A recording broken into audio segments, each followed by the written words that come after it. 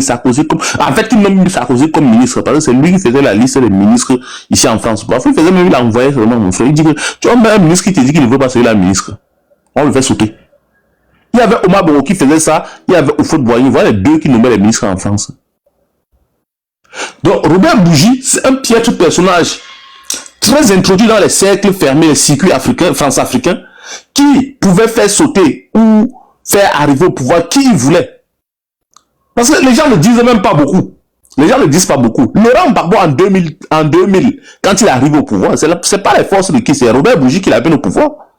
Ne voit pas comme aujourd'hui les gens commencent à dire que non, Laurent Gbagbo est panafricain, Laurent Gbagbo est monté, il est descendu. Non, c'est quand cela a mordu qu'il a changé le cap. C'est Robert Bougie qui amène Gbagbo au pouvoir. C'est pour ça qu'en 2010, Nicolas Sarkozy dit à Bougie que celui que tu amènes au pouvoir là va encore le faire sortir. Et la marche même que Gbagbo lance pour entrer au pouvoir, il sort de l'ambassade de France. Regardez, allez suivre l'histoire, allez chercher l'histoire, vous allez voir. Il quitte de l'ambassade de France pour arriver. Il faisait quoi là-bas, l'ambassade, s'il n'était pas un pion français? Il faisait quoi là-bas? Mais quand on a décidé de changer, comment on l'a fait venir, il s'est mis à pleurer. Bon, non mais on ne peut pas parler de ça comme si c'était normal. C'est pas une question de faire changer quelqu'un. C'est-à-dire que je comprends que quelqu'un peut accepter certains compromis parce qu'il veut arriver au sommet de l'État. Et quand ce personnage-là arrive au sommet d'un État qui se veut démocratique entre guillemets et qu'il commence à faire ce qui est bien pour son pays, parce que si quelqu'un arrive par les bonnes grâces de quelqu'un d'autre au sommet de l'état de son pays et commence à faire ce qui est bien pour son pays, on ne peut pas lui faire, voilà, on va peut-être lui faire ce procès-là, mais de l'autre côté, on va regarder et se dire, ben, s'il est là, les choses sont en train d'avancer dans le pays, le pays évolue, il y a un certain nombre de choses qui sont faites et tout, avant on n'avait pas ceci, maintenant on l'a grâce à lui et tout.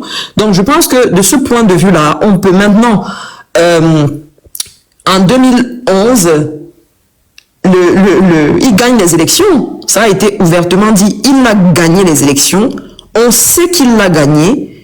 Ça veut dire que les Ivoiriens avaient voté pour Laurent Gbagbo. Les Ivoiriens avaient voté Laurent Gbagbo en masse. Il gagne les élections. Et c'est un président français, Sarkozy, qui décide que c'est fini pour lui.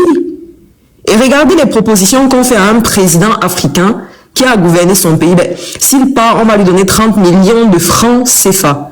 30 millions de francs CFA, c'est rien du tout. Quand on convertit ça en euros, ça donne quoi? Je sais pas, ça donne à peine le salaire annuel d'un ingénieur. Le salaire annuel, 30 millions de francs CFA, c'est rien. Et c'est ça qu'on propose à un président africain pour qu'il laisse le pouvoir. À côté, on lui dit, ben, comme il est professeur d'histoire, on va lui permettre de faire le tour du monde pour parler de l'histoire et tout. Ben non, pas du tout, ça ne fonctionne pas comme ça. Ça ne peut pas, c'est pas parce qu'il a fait ça que, voilà. Le piège est dans ça, hein. C'est s'interroger, est-ce qu'en 2000, quand Gbagbo venait au pouvoir, est-ce qu'il avait gagné? Non, c'est pas ça la question. Moi, je ne suis pas à ce niveau-là. Non, parce que... Attends, je vais te dire, fils du planteur. Attends, je vais te dire quelque chose. L'objectif pour moi ici n'est pas de parler de Laurent Gbagbo, de parler de son histoire et tout. Moi, je me contente de ce que j'ai entendu dans l'interview. Le reste, on peut en débattre après. Moi, ce que je voulais mettre en exergue ici, c'est la manière dont Laurent Gbagbo a été, voilà, chassé du pouvoir. Ça, c'est ce que je voulais mettre en exergue.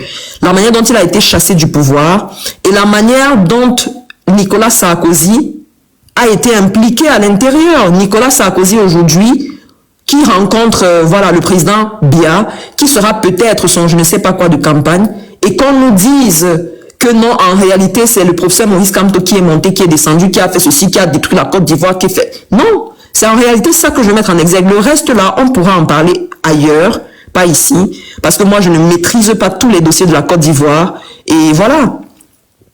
C'est de ça que j'aimerais parler. Il y a quelqu'un qui a posé la question en commentaire pour dire, est-ce qu'on peut, voilà, genre pour dire, est-ce que c'est les paroles que le monsieur dit sont... on peut prendre ça pour argent comptant. Est-ce que c'est vrai? Bien sûr qu'on le peut. Ça, c'est quelqu'un qui a servi de courroie de transmission entre le pouvoir de l'Élysée et les pays africains. Donc, qui mieux que lui pour le savoir? Qui mieux que lui pour le comprendre? Chef du bureau France-Afrique. Voilà. À l'Élysée.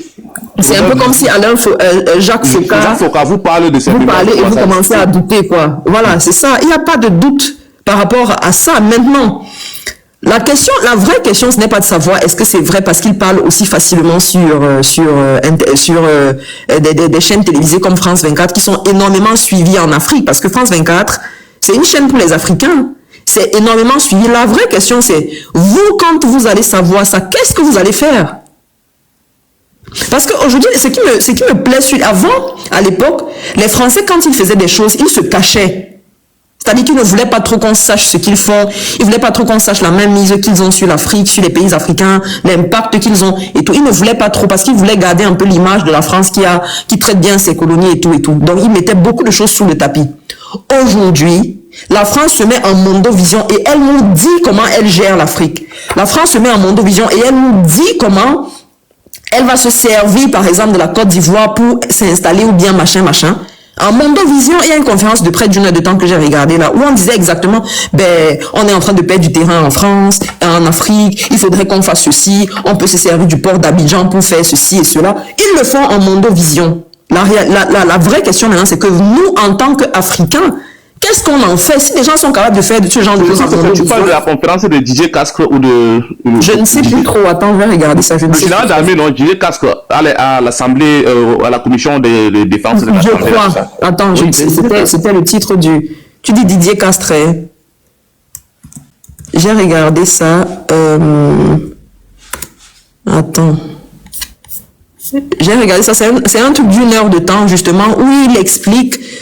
voilà, c'est ça. Le titre, c'est Politique de coopération française à l'égard de l'Afrique. C'est 1h48. Je vous invite à regarder ça, c'est sur YouTube, pour savoir de quoi je suis en train de parler. La politique de coopération française à l'égard de l'Afrique. Commission de la défense du 7 février 2024. Quand vous écoutez ça, moi quand j'ai écouté ça, je me suis dit, waouh, ces gens ne se cachent même plus. Ils nous disent ce qu'ils vont faire chez nous.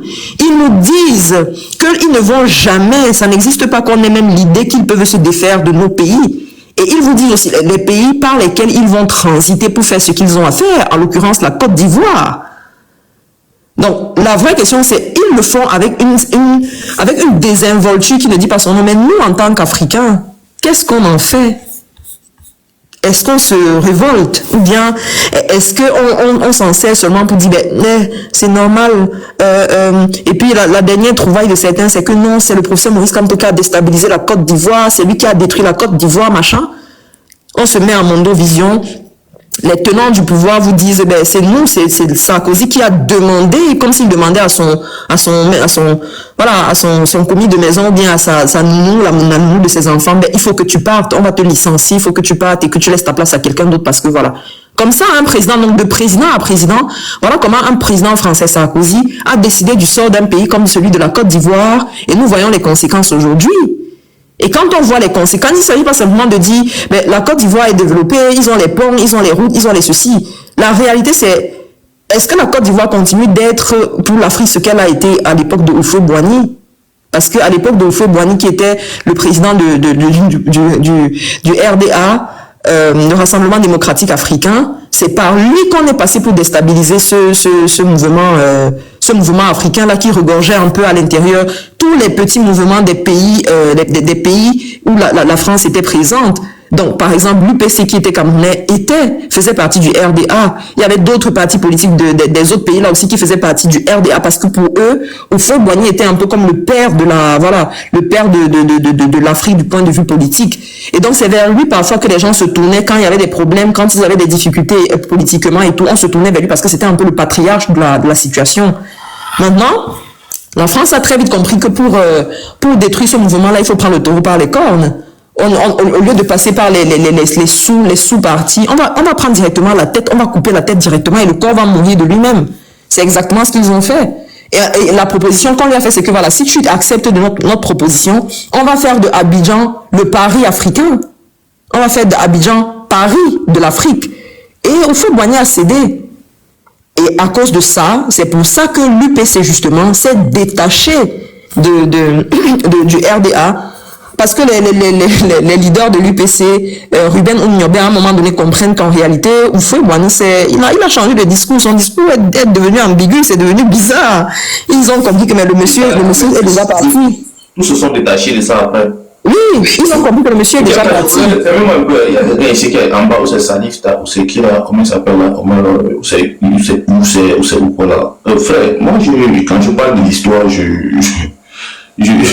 suis libre, je te dis ce que je parle, je te dis ce qui est. Maintenant, je t'envoie chercher. Je ne suis pas ton livre d'histoire ou quoi que ce soit. Je te dis ce qui est. Tant pis que ça te fasse mal parce qu'on a parlé de Gbagbo, tant pis que ça te fasse du bien. C'est l'histoire en fait, c'est comme ça que Bougie dit là. Que ça nous énerve ou que ça nous plaise, ce qui est. Donc notre émotion ne peut pas arriver à détruire ça. Parce que c'est ce qu'il a fait. Il parle des faits. Vérifiable. Parce que ce qu'il dit là, c'est vérifié. On l'entendait déjà dans les bruits de couloir. Dans beaucoup de livres, on le lit. Comme le livre qui est là, comme on a dit tout à l'heure, il y a ça dedans. On se dit une vérité. L'histoire, c'est l'histoire. Gbagbo, désolé de reparler encore de ça, Kemda. Gbagbo a les cadavres au placard. Non, mais comme tous les présidents, je vais dire, c'est pas le. Moi, je t'ai dit la raison pour laquelle j'ai fait jouer cette vidéo. Je ne veux pas qu'on parle de Gbagbo, parce que c'est un dossier que je ne maîtrise pas. Donc, il y a des choses que si tu dis, je ne serai pas en mesure de te répondre. Moi, ce que je voulais qu'on comprenne, c'était le rôle très ouvertement, c'est-à-dire ouvertement dit par quelqu'un qui a vécu la situation et qui a été témoin de tout ça, puisqu'il servait un peu de pont, enfin pas un peu, il servait de pont entre ces gens-là, donc il sait mieux que n'importe qui ce qui se passait là-bas. Et donc, il y a quelqu'un qui a dit en commentaire, en 2000, qui a donc gagné les élections. En 2000, moi je ne sais pas, je te parle de ce qui s'est passé après. Donc ils disent, Gbagbo avait gagné les élections en 2011, on le savait. On savait que Gbagbo avait gagné, mais puisque Sarkozy ne voulait plus de Gbagbo, il a demandé à Gbagbo de partir. Et en contrepartie, on devait lui donner 30 millions de francs CFA. On n'a pas précisé 30 millions de francs CFA par mois. Hein. Non, 30 millions de francs CFA. On lui donne 30 millions de francs CFA. On lui donne il va profiter de ce que les présidents, après leur mandat, profitent. Il aura ça, toutes ces faveurs-là.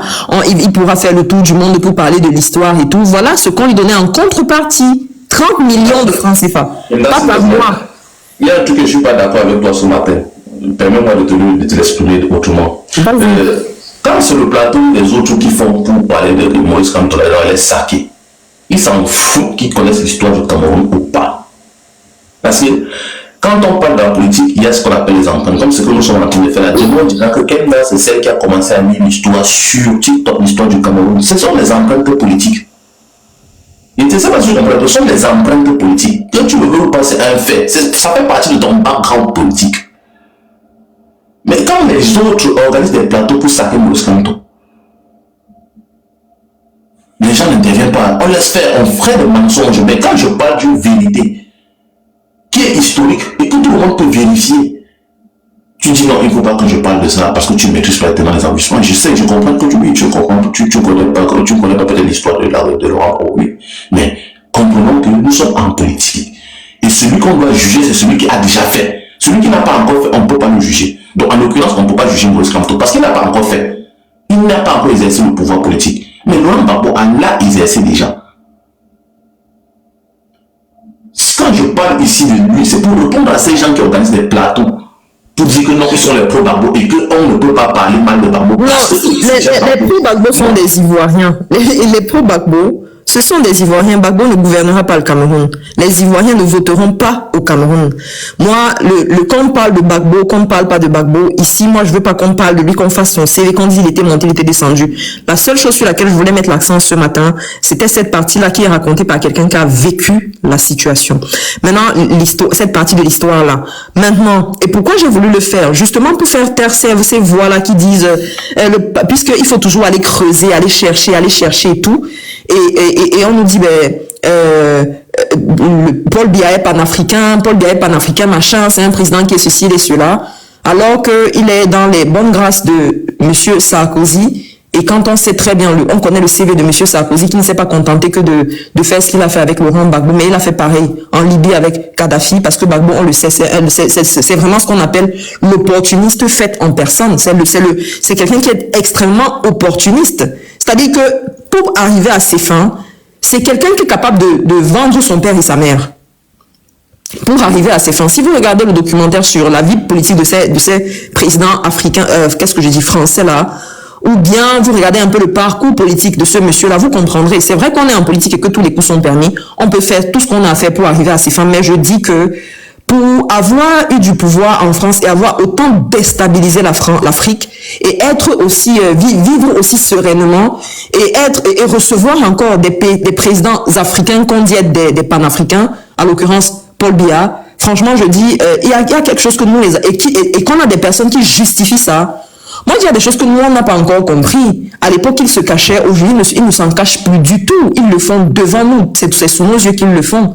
Donc, le but ici, ce n'est pas de parler de Gbagbo. Je ne voterai jamais. Je ne voterai pas pour Gbagbo parce que je ne suis pas ivoirienne. Les Ivoiriens qui aiment Gbagbo, qui n'aiment pas Gbagbo, ne voteront jamais au Cameroun. Les personnes à qui on parle, c'est les Camerounais qui, peut-être, des fois, sont dans l'ambiguïté parce qu'ils disent, mais j'ai entendu telle chose dire telle chose du professeur Maurice Kamto. Est-ce que c'est vrai? Est-ce que c'est pas vrai?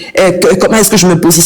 Nous, on va peut-être dire, il faut aller sur Internet faire tes recherches, mais il y a des gens qui ne vont pas naturellement faire ces recherches-là, qui préfèrent plutôt écouter les gens qui ont fait ces recherches-là, leur parler. Tu vois? Donc, le but ici, c'est ça, c'est de dire, voilà les relations entre Sarkozy, le déstabilisateur de la Côte d'Ivoire et de la Libye. On sait ce que la Libye est devenue aujourd'hui. Et voilà, c'est avec lui que notre président fricote. Et justement, quand il parle de ses mémoires, je l'ai écouté parler des présidents, les gens qu'il a cités dans son livre. Il ne parle pas de bien. Et moi, j'ai compris que il y a anguille sous roche. On ne peut pas... s'il ne parle pas de lui, c'est peut-être pour une raison. Il y a une raison derrière tout ça. Parce qu'il est encore vivant. Peut-être. Ali Bongo n'est plus au pouvoir. Voilà. Ne va pas parler. Ali Bongo n'est plus au pouvoir, voilà. Gbagbo n'est plus au pouvoir. Donc la plupart des présidents dont il parle ne sont plus du tout au pouvoir. Mais les pauvres, en fait, Robert Bougie, c'est la mémoire. Ça, c'est la mémoire, c'est le fils spirituel de Jacques Faucard. Voilà, il y a quelqu'un qui m'a demandé. Et tu sais pourquoi il a tué Fillon en 2017? Juste parce que Fillon a insulté Sarkozy. Parce que François Fillon avait insulté Sarkozy, qu'il a dit qu'il avait fait ça à l'envers. Et puis, c'est un lobbyiste. C'est pour vous dire à quel point le lobbying est puissant. C'est-à-dire que c'est des gens qui sont tapis dans l'ombre, que vous ne verrez jamais parce qu'ils n'ont pas d'aspiration politique, ils n'ont pas vocation à devenir des politiciens. Ils n'ont pas envie de faire lobbyiste, t'aimes là du tout. Ça, c'est un mot. Non, il dit, il n'entre pas là-bas, il n'est pas lobbyiste du tout. Il te dit qu'il était directeur du bureau Afrique. Donc, il a remplacé Jacques Faucard dans les experts pour tout. Mais quand on parle de lobbying, tu penses que c'est lui qui a remplacé pour masquer son métier criminel. Je sais, puis du planteur, je sais, c'est quoi le lobbying? C'est quoi le lobbying? C'est des gens qui sont tapis dans l'ombre, vous ne les verrez jamais, mais c'est eux qui tirent les ficelles de la politique. C'est ça le lobbying. C'est des gens qui toquent à des portes auxquelles même certains politiciens ne peuvent pas toquer. Parce qu'ils ont une casquette, parce qu'ils ont un carnet d'adresses, parce qu'ils ont tissé des relations au fil de l'eau, et parce qu'ils sont capables d'influencer les gens d'une certaine manière. Nous, en Afrique, on a ce problème parce qu'on n'a toujours pas réussi à créer un lobby. Que ce soit en Europe, que ce soit n'importe où. Peut-être ça existe, je ne sais pas. Mais force est de constater qu'on n'a toujours pas réussi à le faire. On se bagarre entre nous, on fait des manifestations de temps à autre, on dit, ok, voilà quelqu'un qui va nous représenter, et puis il part, on lui dit, ok, on va te donner telle chose, et puis il livre le combat. Le lobbying, c'est le genre que vous ne les voyez même pas. Vous ne savez même pas qui ils sont. Vous les voyez là, c'est des citoyens lambda, ils ont une vie tout à fait normale, vous ne pouvez même pas les soupçonner, mais c'est des gens qui tutoient les plus grosses personnalités du monde entier. C'est ça le lobbying. Et ce monsieur en fait partie. Il en fait partie. Maintenant, il y a Latif qui m'a demandé si c'était 30 millions de francs CFA par mois. Attends, je vais vous faire écouter ça. Il va falloir que tu appelles ton ami Gbagbo et que tu lui dises d'accepter de partir. Il aura un statut d'ancien chef d'État, 30 millions CFA, voiture, escorte, et s'il veut, comme il est professeur... 30 millions de francs CFA, il aura 30 millions de francs CFA. Ce n'est pas dit que c'est par mois. Voilà ce qu'on lui donne pour partir. 30 millions de francs CFA. Et je vous dis que 30 millions de francs CFA, ce n'est même pas le salaire annuel de certaines personnes ici en Europe. Même en Afrique, il y a des gens qui touchent plus que ça. Il y a des gens, 30 millions là pour eux, c'est, je sais pas, 5 mois de salaire ou bien 6 mois de salaire. Et on propose ça à un président qui a été élu pour qu'il quitte le pouvoir. Vous voyez? Voilà, presque 45 000 euros. 45 000 euros, c'est rien. C'est rien du tout pour un président de la République qui a géré son pays pendant toutes ces années-là. Il a un train de vie, il a une manière de vivre et tout et tout. Et quand bien même ces gens-là partent de la présidence, on essaie de maintenir un temps soit peu ce train de vie-là. Donc voilà. On lui trouvera une chaire et il pourra se déplacer à travers le monde. Voilà. Je lui dis, il n'y a pas de problème. Il me dit, va dans le bureau de Claude et tu appelles Gbagbo. J'ai appelé Laurent. L'aide de camp, le colonel me l'a passé. Laurent Gbagbo me dit, alors Bob, comment va? Je lui dis, Laurent, ça fait des années qu'on se connaît. Je te passe un message du président Sarkozy. Je suis dans le bureau de Claude Guéant. Il te demande ceci, cela. Ce que je viens de dire. Il m'a dit, tu diras à ton ami Sarkozy que je serai son Mugabe. Bob, je t'ai assez entendu. Et il a raccroché. Et je suis allé dire à Sarkozy, il me dit alors comment ça s'est passé? Je lui dis bon, voilà comment ça s'est passé. J'en suis malheureux. Il a bondi de son fauteuil. Il dit, puisque c'est ça, je vais le vitrifier. Vitrifier. Je lui dis, Nicolas, s'il te plaît, le Conseil constitutionnel a déclaré qu'il avait été élu. Il a dit, je vais le vitrifier. J'ai un mandat. Ok, voilà. Ministre de l'Épuration demande pourquoi ils font ce genre de communication en ce moment. C'est quelqu'un qui a tout simplement écrit ses mémoires et qui est en train de, voilà, qui est invité sur les plateaux télévisés pour en parler. Maintenant, pourquoi ils le font maintenant, je n'en ai aucune idée. Temda, s'il te plaît. Dans le fameux texte, dans cet extrait-là, il y a deux noms qui apparaissent et un pseudonyme. Il dit Bob. Il le qualifie de Bob. Il l'appelle Bob. Quand Gbagbo l'appelle, il l'appelle Bob. Il fait référence à qui? À Bob Denard. Tu connais Bob Denard? Non, on ne va pas en parler. Okay. Il parle, après, il envoie... Non, ce n'est pas l'objectif. Non. On reste sur ce qu'on a entendu, c'est tout. On reste simplement... Si tu veux parler maintenant de la Côte d'Ivoire et de Gbagbo... Non, c'est pas la Côte d'Ivoire. Tu vas le faire ailleurs. Non, j'ai pas les oreilles bouchées, je sais pas. Non, je te dis qu'on reste sur ce qu'on a entendu, on va parler en profondeur. Moi, j'avais une question, j'ai fait écouter. Je reparle de ce qu'on a entendu. Est-ce que Gbagbo s'appelle Bob? C'est l'autre bougie qui l'appelle Bob. En nom de code. Bob faisant référence à Bob Denard. Et Bougie rencontre Guéant. Qui est Guéant? Guéant est le bras droit de Sarkozy qui a même fait tomber Kadhafi. Tous les coups tordus là, Guéant est derrière. Il est poursuivi, actuellement il est en justice poursuivi avec Sarkozy dans tous les coups qu'ils ont fait là. C'est juste ce qu'il voulait dire. Il n'a pas dit que Gbagbo... Non, tu as dit qu'on parle plus de Gbagbo, on ne parle plus de lui. Je suis quand même assez grand pour comprendre ce que tu dis. Ok. Alors, il est 27. Parce qu'on va commencer la lecture à 30. Avant de commencer, je fais encore écouter cette dernière partie de l'interview de ce monsieur. Ce Chirac me fait venir dans le bureau de Dominique et me dit, de Villepin, pardon. Il dit, Robert, il faudrait aller rendre visite à Blaise. 2002 s'annonce. Blaise qu'on parle. J'aurais besoin de beaucoup plus de liquidité. Les fonds secrets, il n'y en a plus. Monsieur Jospin a bien... Les lois ont changé. Voilà.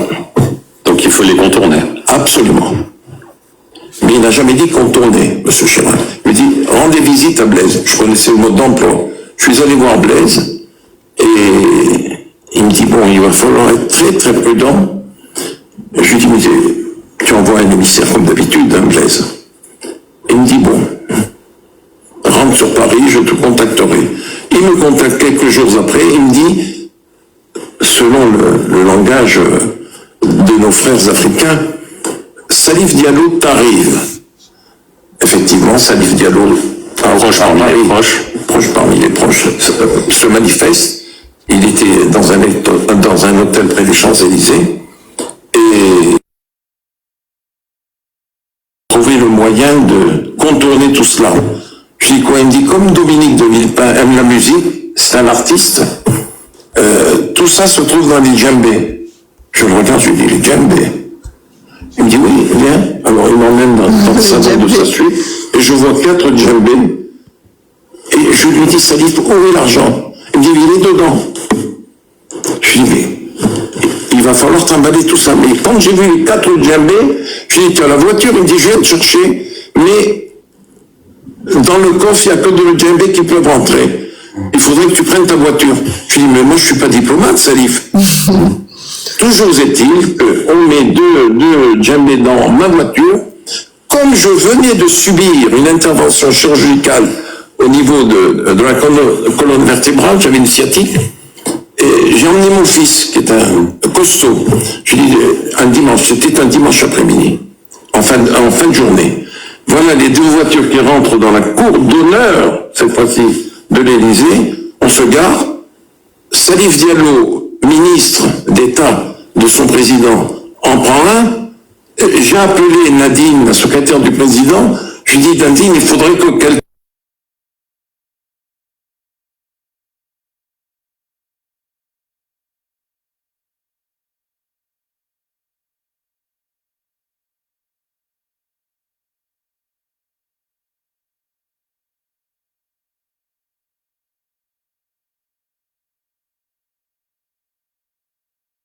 Mon fils s'en va. Je lui dis, tu t'en vas? Chirac arrive. Excusez-moi, j'avais muté mon micro. Il voit 4 djembés. Il dit, mais il y a un orchestre ou quoi, monsieur le ministre d'État?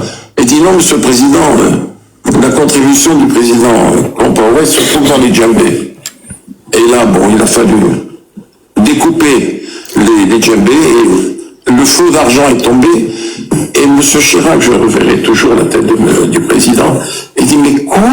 Mais des billets de 5 $, des billets de 10 $, mais il va falloir changer ça. Je lui ai dit, monsieur le président, la remise des fonds a été effectuée, le ministre et moi, nous allons nous retirer et nous sommes partis. Voilà. Voilà. Donc là, on parle de Blaise Compaoré qui finance la campagne de Jacques Chirac en 2002 avec de l'argent liquide qu'il transporte dans des djembés. Voilà. C'est ça. Et on le dit en Mondovision. Ça, on en parle de manière très décontractée, très décomplexée. Mais vous, les Africains, qu'est-ce que vous allez en faire? C'est ça la vraie question. Quand vous savez ça, quand vous allez savoir ça, qu'est-ce que vous allez faire? Point d'interrogation. Donc, après ce petit... voilà, j'ai voulu qu'on écoute un peu cet extrait de France 24. Vous pouvez le trouver sur France 24 si vous écrivez Robert... il s'appelle comment? Robert qui là? Bourgui, oui. Donc, si vous cherchez Robert Bourgui sur YouTube, vous allez trouver cette interview-là sur France 24. Il en a plusieurs autres. Hein. Il y a des interviews qui remontent à il y a 13 ans, que j'ai aussi écouté. Il faisait déjà cette dénonciation-là. Et voilà.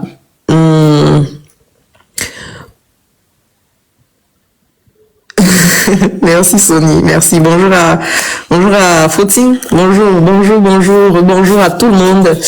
Alors, comme vous le savez déjà, on a commencé le livre La guerre du Cameroun, l'invention de la France-Afrique, parce que j'ai voulu qu'on regarde aussi cette vidéo, ou bien qu'on écoute aussi cette vidéo, parce que ça allait dans le même sens. Ça parle toujours de la France-Afrique, et de la France-Afrique vraiment au vrai sens, c'est-à-dire qu'on dit exactement ce qui se passe. Ce n'est plus des soupçons, ce n'est plus que des bruits de couloir. C'est vraiment ce qui est dit, ce qui est dit est vraiment ce qui est fait.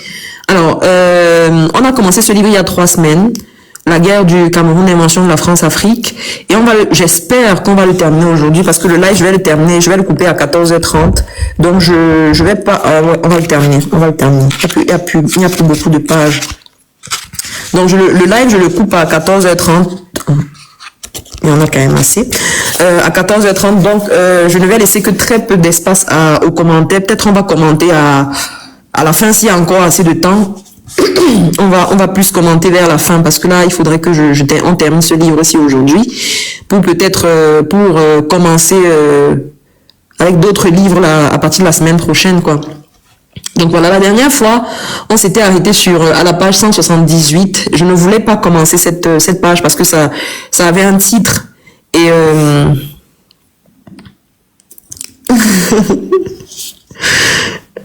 Merci Sony. Alors, le titre c'est la colonne vertébrale sécuritaire du régime de Yaoundé. Alors, je trouve que les lectures qu'on fait, je trouve que c'est indispensable et c'est très important pour permettre aux uns et aux autres de connaître un peu l'histoire du Cameroun, même si à travers un seul livre on ne peut pas maîtriser cette histoire-là. Au moins d'avoir une idée de ce qui s'est passé pour mieux comprendre les enjeux d'aujourd'hui et pour mieux se préparer pour le futur. Donc pour moi, c'est hyper important de savoir ça. Les livres, vous les trouvez sur Amazon. Tous les livres que j'ai, en tout cas, tous ceux que j'ai pour le moment, je les ai pris sur Amazon. Donc, je pense que vous pouvez les trouver aussi sur Amazon. Celui-ci a coûté 12 €. Et il est aussi facile à lire. Il est très intéressant. Il vous laisse toujours sur votre faim. Donc, à chaque fois que vous finissez une partie, vous avez envie de savoir ce qui s'est passé après. Et voilà, c'est un livre que j'ai dévoré. Je suis en train de lire ça avec vous donc je le lis pour la deuxième fois. Et voilà. Donc, on va commencer sans plus tarder. Et je suis avec Fils du Planteur, donc voilà. D'autres personnes peut-être monteront vers la fin du live pour qu'on en parle s'il y a encore assez de temps. La colonne vertébrale sécuritaire du régime de Yaoundé. Née dans une atmosphère de guerre, c'est tout l'appareil d'État du nouveau Cameroun qui se transforme en machine contre-subversive sous le dehors pseudo-démocratique d'une souveraineté de façade. À mesure que les fonctionnaires français cèdent leur place aux Camerounais, à la satisfaction des observateurs étrangers qui se félicitent de la camerounisation de l'administration, le pouvoir réel échappe aux nationaux. D'un côté, les Français devenus coopérants restent omniprésents dans les coulisses, dictant souvent leurs lois à leurs nouveaux patrons. De l'autre côté, les prérogatives des nouveaux responsables camerounais sont discrètement transférées à des instances supérieures faisant de leurs fonctions officielles des postes certes gratifiants, mais presque honorifiques.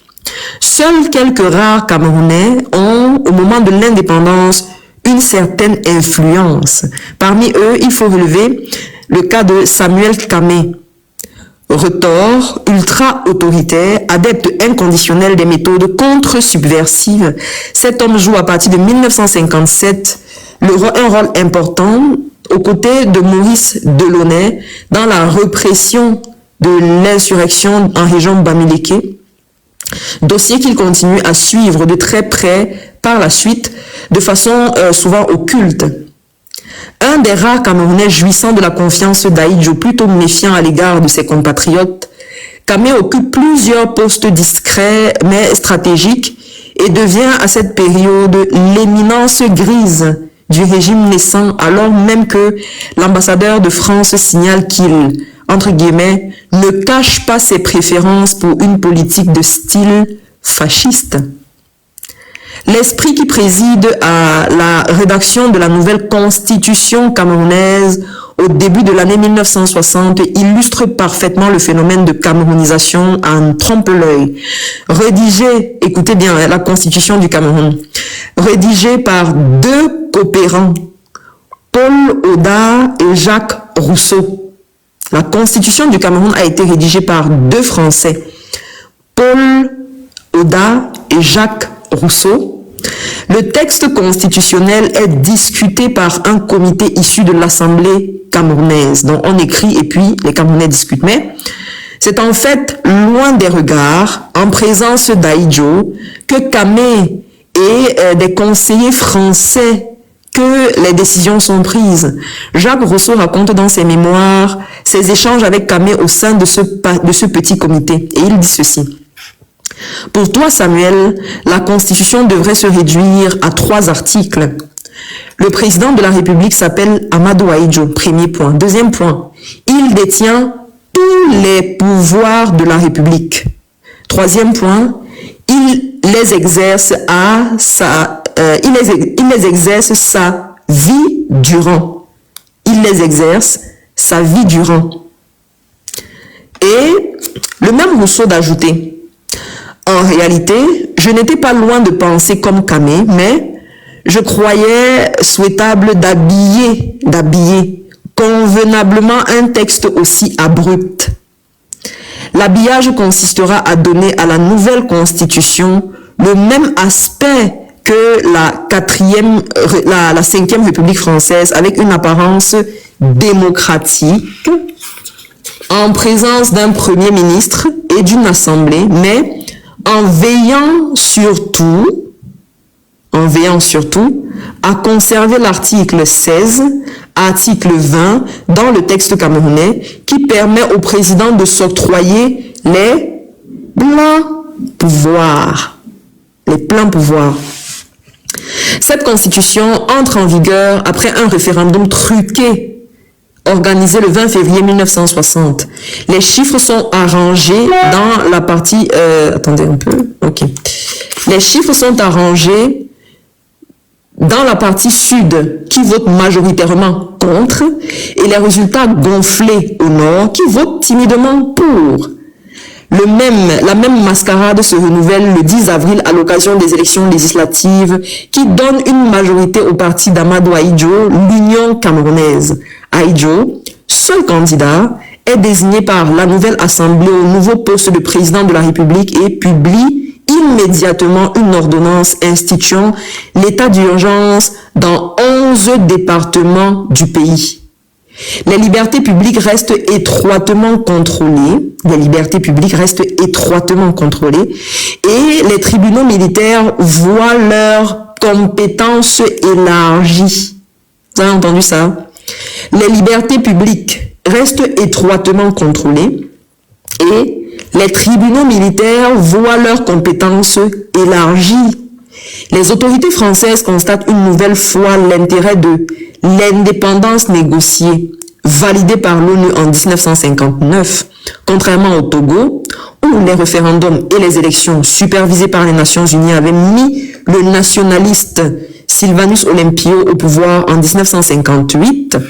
Les scrutins organisés en vase clos au Cameroun, 2 ans plus tard, permettent, selon les termes d'une lettre écrite en janvier 1960, retrouvée dans les archives de Jacques Faucard, le bras droit de la France-Afrique, de confier un pouvoir quasi dictatorial à l'homme de confiance d'une certaine France. Je recommence cette partie. Contrairement au Togo où les référendums et les élections supervisées par les Nations Unies avaient mis le nationaliste Sylvanus Olympio au pouvoir en 1958, les scrutins organisés en vase clos au Cameroun 2 ans plus tard permettent, selon les termes d'une lettre écrite en janvier 1960 retrouvée dans les archives de Jacques Faucard, et Jacques Faucard dit de confier un pouvoir quasi dictatorial à l'homme de confiance d'une certaine France. Donc tout ça avait été tissé, avait été pensé, avait été méticuleusement organisé par les Français, comme Alain Faucard, pour faire arriver au pouvoir quelqu'un à qui on devait donner les Pardon, laisse Alain tranquille. Oh mon Dieu, le pauvre. Jacques Faucard, merci pour cette... Je fais toujours cette erreur-là. Par Jacques Faucard, qui a méticuleusement pensé et avec ses compatriotes, ils ont pensé qu'il fallait donner les pleins pouvoirs à l'homme de confiance que la France aurait placé à la tête du Cameroun. Et voilà, et le bourrage des urnes et tout ça, c'est quelque chose qui existe depuis. La restriction des libertés fondamentales des individus, ça a existé depuis, ce n'est pas aujourd'hui. Aujourd'hui, ce n'est qu'une continuité. L'élargissement des pouvoirs du tribunal militaire où on se retrouve en train de juger des citoyens lambda, ça a commencé depuis, ça ne date pas d'aujourd'hui. Donc c'est la continuité d'un système colonial qui est en train de se faire au Cameroun aujourd'hui, où on juge dans un tribunal militaire quelqu'un qui a dit voilà, je voudrais qu'il y ait un changement dans mon pays. Vous voyez? Parallèlement à la mise en place de nouvelles institutions, l'appareil sécuritaire se structure. Créé officiellement en novembre 1959, l'armée constitue l'épine dorsale du nouveau régime. Créé officiellement en 1959, Donc notre armée camerounaise a été créée officiellement en 1959 et elle constitue l'épine dorsale du nouveau régime d'Amadou Ahidjo. Mais pendant les premières années de l'indépendance, elle reste entre les mains des Français en raison des accords de coopération militaire signés entre Ahidjo et l'ex-métropole. Vous vous souvenez de ces accords? On les a lus quelque part précédemment. Voilà. Il faudrait attendre 1965 pour qu'un Camerounais, le général Pierre Semengue, accède au poste de chef de l'armée de terre et en 1966 pour que la gendarmerie passe sous commandement camerounais. En parenthèse, et plus tard encore pour l'armée de l'air. Encore faut-il préciser que tout le personnel militaire camerounais est formé et équipé par des Français et qu'en raison des circonstances, c'est la doctrine de guerre révolutionnaire qui constitue le cœur de cette formation. La doctrine de guerre d'Amungo. Je sais, j'ai pensé à toi quand j'ai lu ça. Alors, la doctrine de guerre révolutionnaire, vous savez déjà comment elle était utilisée pour détruire les révolutionnaires camerounais. Et l'armée camerounaise est formée à cette doctrine de guerre révolutionnaire-là. Donc l'armée camerounaise, c'est pour ça qu'on dit que l'armée camerounaise n'a pas été formée pour défendre le territoire. Ce n'est pas une armée qui est faite parce qu'on se dit, ok, il faut qu'elle défende le territoire, peut-être des attaques étrangères et ainsi de suite. C'est une armée qui a été formée avec des techniques de guerre révolutionnaire qui étaient utilisées pour saquer le travail et pour détruire le combat. Oh non, qu'est-ce qui se passe? Ok. D'accord, ok, le live allait se couper. Pour détruire le combat que menaient les leaders de l'UPC. Et c'est à ça que les militaires et les gendarmes camerounais ont été formés. Alors, on continue. Les théories du colonel Lacheroy et les enseignements de la bataille d'Alger deviennent l'évangile des nouvelles recrues. Ainsi, le premier directeur de l'école militaire interarmée du Cameroun, EMIA, en 1960, est un officier français, Jacques-Louis Lefebvre, qui a fait ses armes en Indochine et en Algérie sous les ordres de Bigard, où il est accusé d'avoir torturé des prisonniers avant d'être envoyé guerroyer contre les insurgés du Mongo. Les élèves de la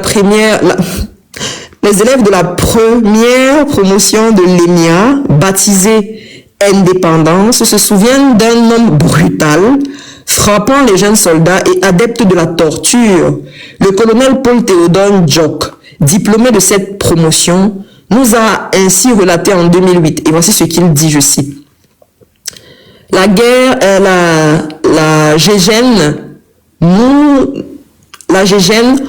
ne nous la prenait pas en cours à l'EMIA, bien sûr, mais on nous l'a montré lors d'un stage à la prison centrale de Yaoundé avec le magnéto sur les parties génitales. La Gégène, je recommence. La Gégène, on ne nous la prenait pas en cours à l'EMIA, bien sûr, mais on nous l'a montré lors d'un stage à la prison centrale de Yaoundé avec le magnéto sur les parties génitales. Ce que nous a confié le colonel Sylvestre Man de la même promotion, il dit ceci. Un parent ne peut que donner la colération paracommando à des jeunes, explique-t-il. Lefebvre voulait des combattants. L'ambiance avec lui, c'était l'Indochine, c'était l'Algérie. Tous les instructeurs étaient comme ça. Même quand on a eu l'indépendance, ils voulaient encore faire la guerre. Ils ont été formés pour ça. Ils ont grandi dans cette mentalité. Ça les enrichissait et ils ont fini par en faire une façon de vivre, une religion. Lefebvre quittera le Cameroun en 1962 pour rejoindre l'OAS, selon certains témoins, et sera remplacé à la tête de l'EMIA par 2 Français jusqu'en 1988. Donc jusqu'en 1988, à la tête de l'EMIA, on avait des Français. Si le ministre des Forces armées est un Camerounais à partir de 1960, le vrai patron du ministre, oh mon Dieu, ça me fait rire. Si le ministre des Forces armées est un Camerounais à partir de 1960, le vrai patron du ministre est un autre Français, le colonel Jean-Victoire Blanc. Il occupe d'octobre 1960 à 1966 le double poste de chef de l'état-major de l'armée camerounaise et le chef de la section Forces armées de la mission militaire française. Les vrais chefs de l'armée restaient des blancs, c'est-à-dire qu'on avait un ministre noir, camerounais, un ministre de façade, mais justement celui qui tirait, le patron du ministre, c'était un blanc. Le général Semeng, qu'il a bien connu, le décrit comme un homme exceptionnel, d'une étonnante discrétion. Simple conseiller technique du ministre des Forces armées, sur le papier, il était en fait omniprésent. Et on dit, il faisait des notes du ministre au président. Et la réponse du président au ministre, écoutez, mais on devrait pleurer pas rire, je sais, mais c'est un rire sarcastique. Je ne ris pas parce que c'est amusant. Hein. Non, c'est un rire sarcastique. Il faisait des notes du ministre au président. Donc, quand il écrit ce que le ministre aurait voulu dire, mais en réalité, c'est lui qui le dit au président. Et il écrit encore la liste, la réponse du président qu'il envoie au ministre, dont il se parle à lui-même, mais en se servant du ministre et du président de la République. Pour faire... Il crie en haut de la colline, il descend en bas. Exactement. Il écrit au président, il écrit la réponse que le président envoie au ministre. C'est aberrant. Et les gens ne s'en aperçoivent même pas.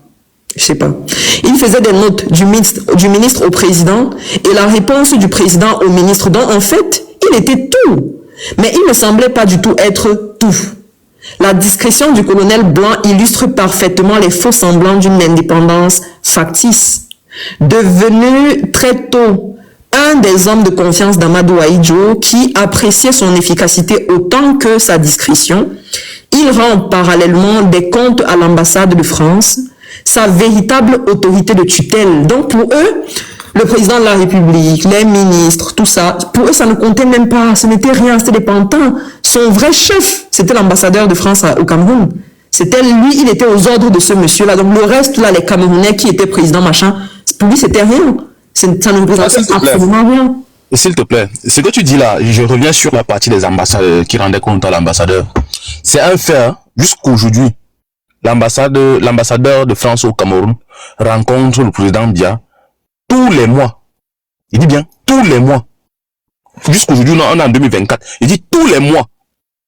Il n'y a aucun mois qui saute sans aller à la présidence. C'est le seul ambassade qui rencontre Biya tous les mois. Allez-y comprendre quelque chose.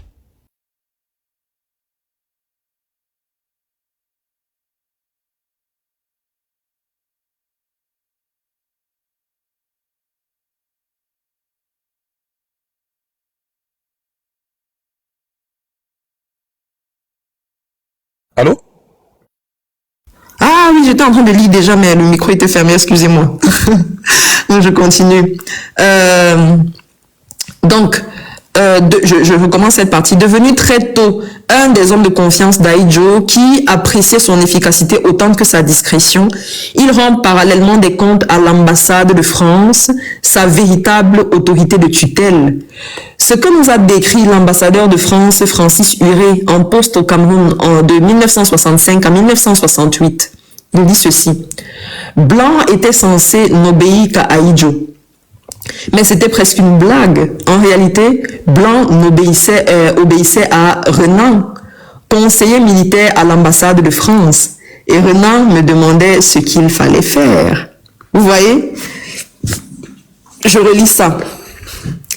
Blanc était censé n'obéir qu'à Ahidjo. Il était censé n'obéir qu'à Ahidjo, mais c'était presque une blague.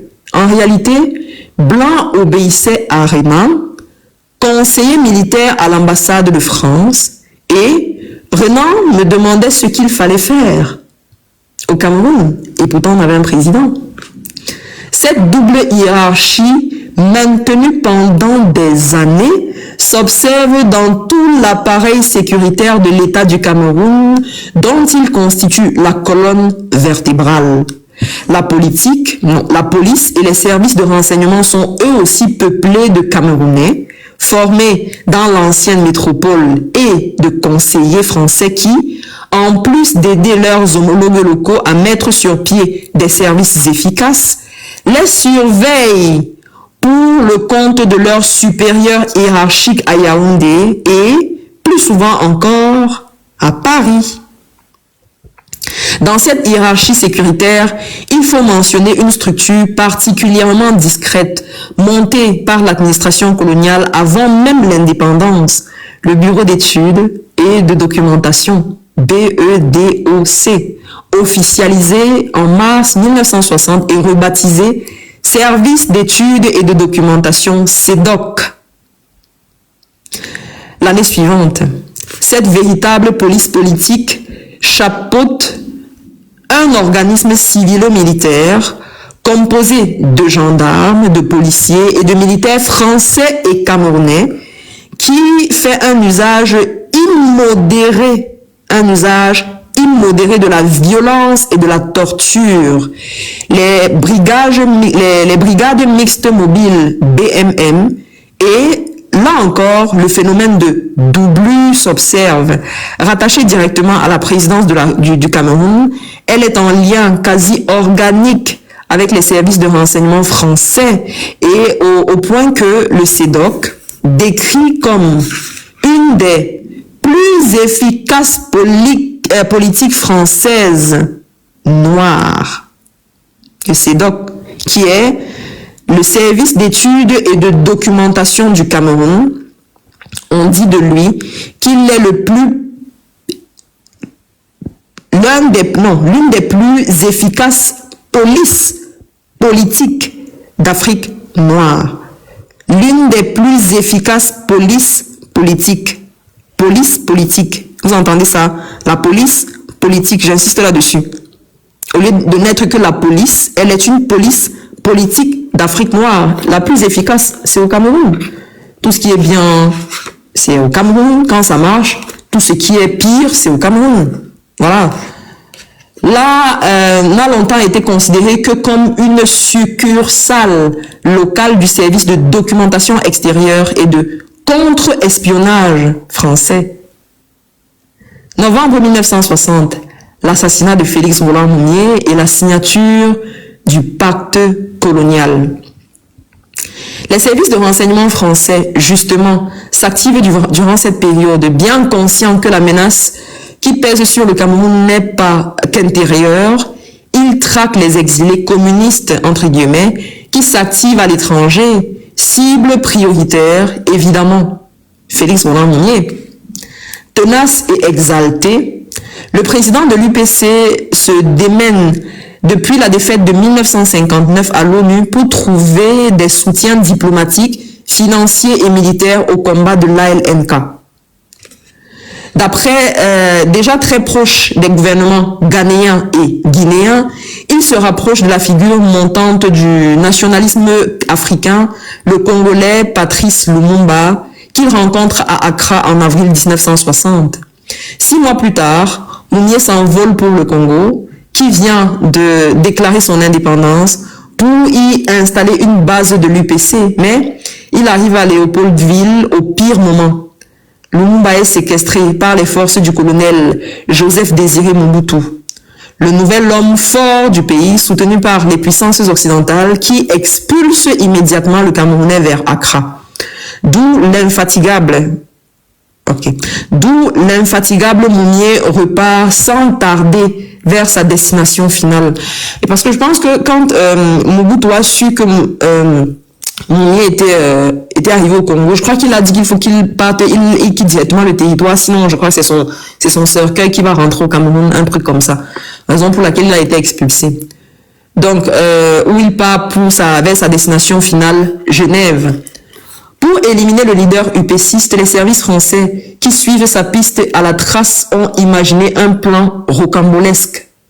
Quelque temps après avoir pris contact avec Mounier à Accra, un faux journaliste basé à Genève, mais travaillant en fait pour le SDECE, profite de la venue de Mounier en Suisse pour l'inviter à dîner le 13 octobre 1960 dans un restaurant genevois. Alors que Mounier est appelé au téléphone par un complice du CDECE, il verse du thallium dans le verre de la cible, qui ne la boit pas. Puis, dans un second verre, Mounier finit par avaler les deux d'un trait si bien que le poison, qui devait agir à petit feu pour brouiller les pistes, est surdosé. Pris de douleur après le repas, le président de l'UPC, qui est aussi médecin, a le temps de désigner son assassin avant de perdre connaissance. L'agent du SDECE, William Bechtel, disparaît précipitamment, laissant la police helvétique mettre la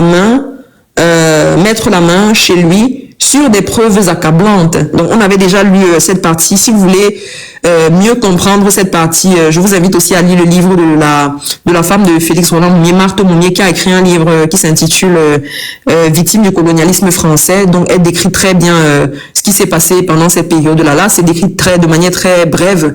Et voilà, si vous êtes intéressé, si vous voulez comprendre ce qui s'est passé, vous pouvez aussi lire ce livre-là. On l'a déjà lu, on le refera pas. Voilà.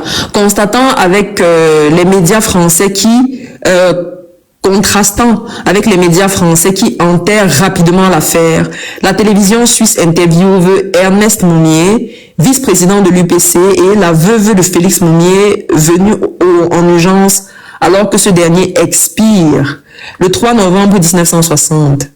Dans leur bouche, comme dans celle de leurs intervieweurs, les accusations sont très précises. Donc cette interview aussi est disponible sur YouTube. Vous pouvez la trouver, l'interview de Marthe Mounier et de Ernest Wandier. Après, quand ils sont arrivés à Genève, au moment où Félix Mounier était en train de pousser ses derniers souffles, on va dire ça comme ça. Car tous les indices convergent vers la Main Rouge, une organisation nébuleuse dont on découvre à l'époque qu'elle est secrètement actionnée par les services français pour liquider physiquement ceux qui gênent sa politique africaine et notamment algérienne.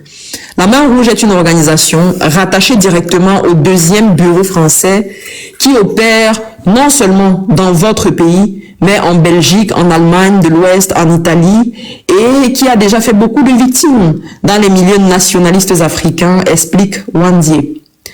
L'année dernière, je me trouvais à Londres, en route pour les Nations Unies, où je devais être entendu comme pétitionnaire, et je m'y trouvais avec le président de notre parti. Lui devait effectuer une mission en Europe. Précisément, il a été menacé par un agent qui avait dit clairement qu'il était de la Main Rouge. Ça, c'est ce que Wandier dit. Il faudra attendre des années pour que ces accusations finalement avérées soient précisément documentées et reconnues par les hauts dirigeants des services secrets français. Le 13 novembre 1960, 10 jours après la mort de Mounier, les accords bilatéraux qui régissent les relations franco-camerounaises jusqu'ici provisoires sont signés de manière définitive. Je vais relire ça. Le 13 novembre 1960, 10 jours, puisqu'il est mort le 3 novembre, 10 jours seulement après la mort de Mounier, les accords bilatéraux qui régissent les relations franco-camerounaises, jusqu'ici provisoires, sont signés de manière définitive. Cette dizaine d'accords et de conventions gravées dans le marbre cette fois-ci encadre sévèrement la souveraineté camerounaise dans les domaines militaires, économiques, monétaires, diplomatiques, culturels et judiciaires. Donc les accords bilatéraux signés de manière définitivement et gravés dans le marbre cette fois-ci touchent sévèrement à la souveraineté du Cameroun. Et quand on parle de souveraineté, on parle de souveraineté dans le domaine militaire, le domaine économique, le domaine monétaire, le domaine diplomatique, le domaine culturel et le domaine judiciaire. Donc même la culture chez nous qui est un pan de notre souveraineté, on l'a livré, on a donné ça comme ça sur un plat en argent à des Français. Donc quand on parle de souveraineté seulement, il y a plusieurs formes de souveraineté. Même la culture est une forme de souveraineté. L'éducation est une forme de souveraineté. Le pouvoir judiciaire, c'est une forme de souveraineté. L'économie est judiciaire, est souveraine. La monnaie, parce que quand on parle toujours de la monnaie, mais en réalité, il y a plusieurs autres pans de la vie politique qui sont des pans de la souveraineté d'un État. Et quand on les livre comme ça à des pays, ben on perd sa dignité. On perd tout, on se perd. Voilà. Les accords de coopération maintiennent des milliers d'assistants techniques. En réalité, Thomas Sankara les appelait les assassins techniques. Eux, ils disaient les assistants techniques, lui, il disait les assassins techniques. Les accords de coopération maintiennent des milliers d'assistants techniques hexagonaux sur le territoire camerounais et les accords militaires prolongent la présence des soldats français. Quant aux très sensibles accords de défense signés le même jour, ils n'ont jamais été révélés, même après leur révision dans les années 1970, puis en 2009. Voilà. Donc voilà.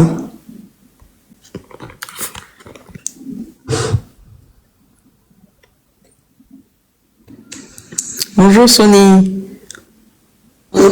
T'inquiète, je vais t'envoyer demander aux gens de tapoter. Merci Sonny. Je reste là aussi pour que, bon, comme c'était, on ne sait jamais, comme il n'y a pas du lit, est-ce qu'on peut attaquer le lab FC? Voilà. D'accord, merci. C'est mon travail. D'accord, merci Sonny. Bonjour Fautine. Oui, bonjour Kenda, bonjour Sonny et bonjour à ceux qui nous écoutent. Je voulais rapidement effectivement m'attarder sur la partie culturelle que tu as évoquée. Il ne faut pas passer rapidement dessus parce que contrairement à ce que beaucoup de gens peuvent croire, le maintien du système de la France-Afrique n'est dû principalement qu'à une seule chose, les accords en matière culturelle. Parce que qu'est-ce que ces accords en matière culturelle instituent? Ils instituent simplement que nos diplômes, notre système éducatif, les livres, les manuels qui sont utilisés sont de type français et donc les diplômes également qui sont délivrés par nos systèmes éducatifs sont de type français. C'est ce qui fait en fait que le jeune Africain qui termine son cursus dans un pays francophone d'Afrique est bien plus au fait de l'histoire de France, des guerres de France, des généraux de France et des grands noms de l'histoire de France, des philosophes occidentaux et autres, que de tout ce qui concerne l'histoire de l'Afrique. Ce n'est pas un hasard, ce n'est pas anodin.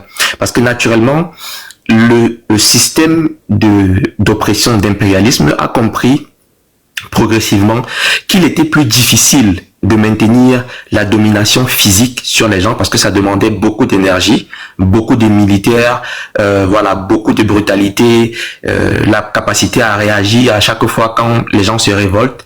Et donc c'était beaucoup plus compliqué pour eux de maintenir la domination dans ce sens-là. C'est pour ça qu'ils changent de fusil d'épaule. Ils n'ont jamais arrêté la domination, mais ils ont changé de manière de dominer, c'est-à-dire au lieu d'installer les chaînes sur les pieds et les mains des gens, ils ont choisi d'installer les chaînes désormais dans les têtes, dans les esprits.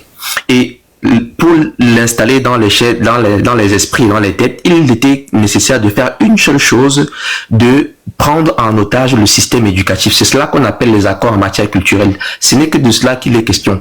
Et donc à partir du moment où on a formé les gens à voir la France en grand, à voir tout ce qui est magnifique dans la France et tout, et très peu dans sa propre histoire. On connaît même les guerres de 100 ans en France, dans l'histoire qu'on étudie chez nous. On ne connaît pas la guerre que les UPCistes ont menée. Donc les Jeanne d'Arc sont étudiées à l'école au Cameroun. Mais même en France, vous ne trouverez pas 1000 personnes qui vous parlent de Jeanne d'Arc du matin au soir. Les noms de l'histoire de France, les Descartes et de la philosophie et consorts, c'est étudié chez nous. Par contre, nous-mêmes, nous ne savons pas quelles sont les pensées et quelle est la philosophie que nous avons dans notre tradition, qui est beaucoup plus riche d'ailleurs que ce que ils ont comme manière d'enseigner ou d'éduquer.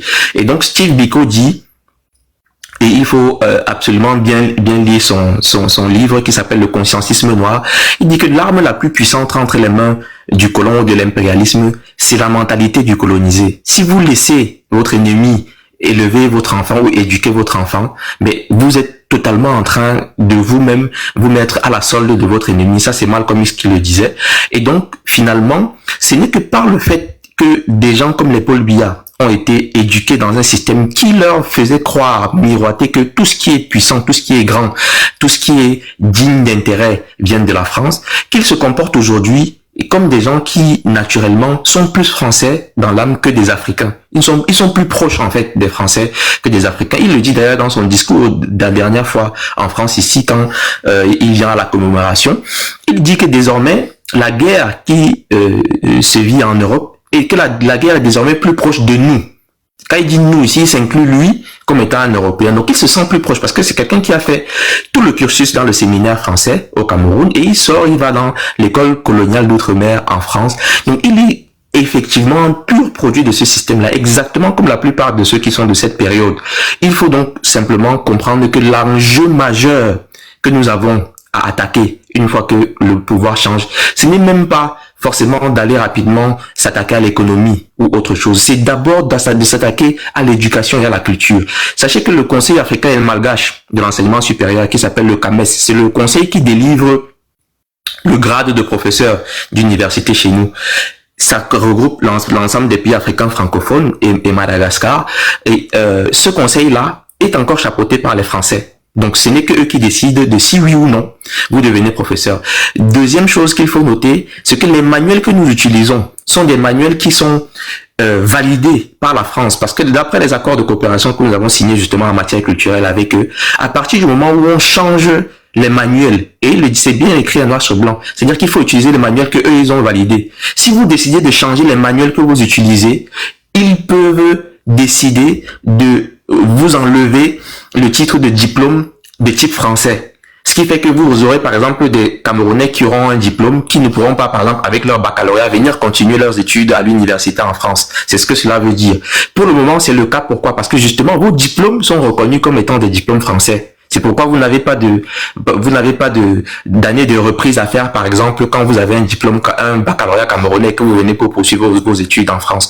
Donc, c'est l'endroit majeur là où il faudra s'appesantir. Et c'est d'ailleurs pourquoi, moi, je dis que le programme, du MRC qui prône, en tout cas, qui met en avant la réforme totale du système éducatif pour qu'il soit un système éducatif adapté à nos besoins est certainement la chose qui m'a le plus convaincu. Parce que selon moi, c'est là où la bataille se trouve. Et c'est une bataille sur le long terme et non pas sur le court terme. C'est-à-dire qu'il ne faut pas s'attendre à une révolution qui va vous permettre de tout mettre à plat en un jour. Parce que les peuples ne sont pas conscients. Pourquoi ils ne sont pas conscients? Ils sont éduqués, ils sont formés, ils sont formatés et par les livres, et par les manuels scolaires, par le système de formation, mais aussi par la télévision, dans une culture qui n'est pas la leur, et donc qui en fait naturellement ce qu'on appelle des aliénés dans le jargon de ceux qui comprennent un peu de quoi il est question.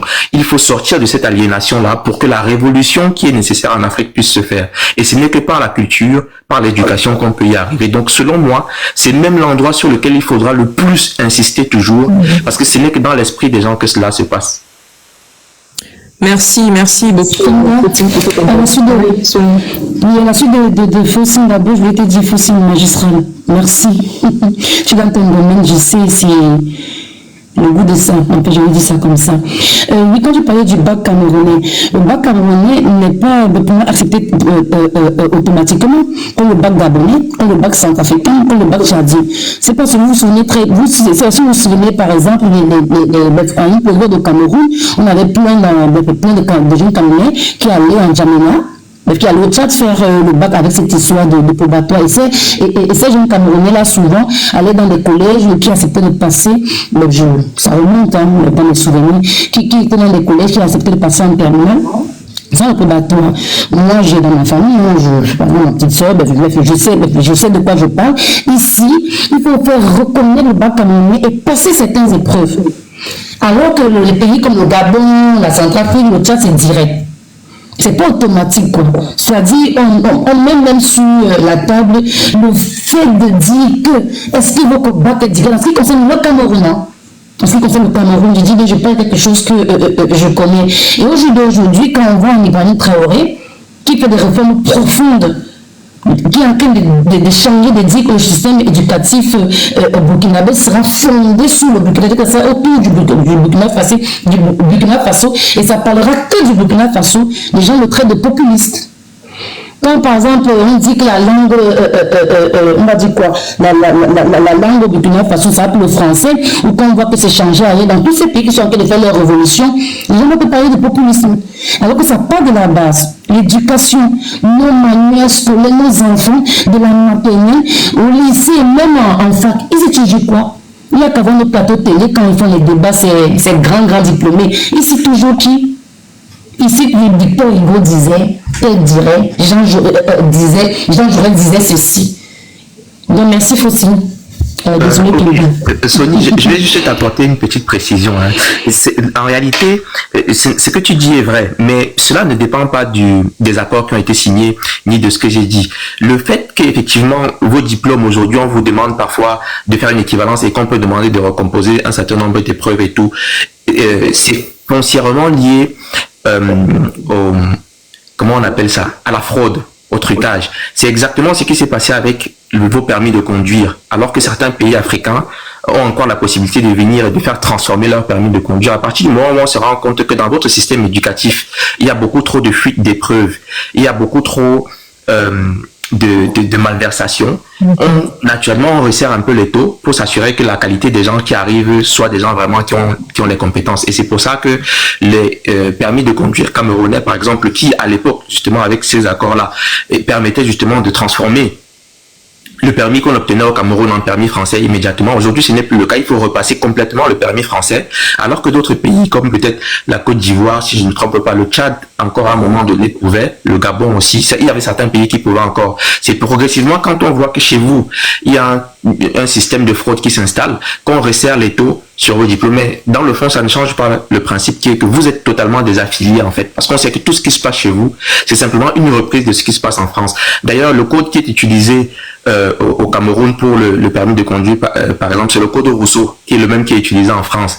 Les principes sont les mêmes. Ça montre simplement qu'effectivement, c'est parce qu'ils savent très bien qu'on a fait une réplique chez vous de l'exact système qu'il y a chez eux, qu'on vous donne cette possibilité de changement-là. Mais quand on se rend compte que vous instituez beaucoup trop de fraude, de trucage chez vous, naturellement, on resserre un petit peu les taux. C'est simplement ce qui se passe.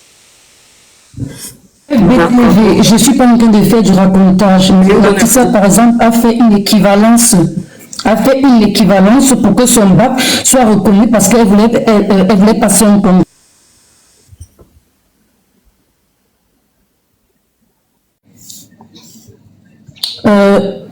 Parce qu'elle voulait passer un concours. Donc, je ne suis pas en train de raconter des histoires que je ne connais pas. Je trouve que Faucine a été magistrat, on ne va pas commencer à débattre. Merci. Merci Sonia. Et c'est d'autant plus important ce que Faucine dit parce que la dernière fois sur un live si toujours, il y a un ministre de l'épuration qui nous expliquait justement que quand il a voulu faire la reconnaissance de ses diplômes en Allemagne, le mail qu'on lui a envoyé pour lui répondre justement, on a dit par rapport aux accords que nous avons, je sais pas si c'était aux accords qu'ils ont avec la France, que l'Allemagne a avec la France, on a reconnu ces diplômes camerounais parce que si la France ne le permet pas, on ne reconnaît pas les diplômes camerounais à l'étranger. C'est parce qu'ils ont ces accords-là que, justement, c'est parce que la France se met devant que, justement, on reconnaît les diplômes camerounais en Allemagne ou bien en Belgique ou bien je ne sais pas où. Donc, c'est vraiment profond. Et quand on ne connaît pas ces choses-là, on a simplement l'impression que oui, je fais mon dossier à partir du Cameroun, je fais mes dossiers, je mets mes diplômes et tout. Et quand j'arrive, ça passe crème. Non, en réalité, il y a tout un système qui est derrière. Il y a des accords qui se cachent derrière. Si on accepte tes diplômes camerounais en France, en Allemagne, en Italie, en Belgique, tout ça, c'est parce que justement, il y a ces accords-là. Donc oui, la perte de la souveraineté culturelle est très grave. C'est très grave, c'est-à-dire qu'on s'est complètement perdu, on a perdu notre identité, on a perdu ce qu'on était, ce qu'on est, ce qu'on devrait être, de vrais Africains, de vrais Camerounais, au vrai sens du terme. Donc voilà, il y a justement, comme Faucine a dit, c'est quelque chose qui sera revisité, revu par le programme du professeur Maurice Kamto, en tout cas par le MRC s'ils arrivent quand ils arriveront, pas que si, quand ils arriveront au pouvoir en 2025. Et voilà, on souhaite que ça se fasse, que finalement, quand on s'assoit pour étudier, pour dire voilà, j'ai cours d'histoire à telle heure, qu'on soit fier de faire ce cours d'histoire-là, parce qu'on va nous parler de ces personnages qui ont marqué l'histoire du Cameroun, qu'on va nous parler du Cameroun profond, qu'on va nous parler de, voilà, de l'Afrique profonde, des batailles qu'ont menées les pays africains pendant une certaine période historique. Donc voilà, c'est très important, c'est fondamental. Et ce n'est que comme ça qu'on va faire naître chez certains, ou bien chez nos enfants, chez les futures générations, le profond sentiment patriote. Voilà, donc merci pour vos interventions. Et en bas, je vous prie de continuer de tapoter le live. Merci déjà de tapoter énormément. Et continuez s'il vous plaît. Donc je continue la lecture. Donc je recommence cette partie. Cette dizaine d'accords et de conventions gravés dans le marbre cette fois-ci encadrent sévèrement la souveraineté camerounaise dans les domaines militaires, économiques, monétaires, diplomatiques, culturels et judiciaires. Les accords de coopération maintiennent des milliers d'assistants techniques hexagonaux sur le territoire camerounais et les accords militaires prolongent la présence des soldats français. Quant aux très sensibles accords de défense signés le même jour, ils n'ont jamais été révélés, même après leur révision dans les années 1970, puis en 2009. Les UPCistes accaparés à ce moment-là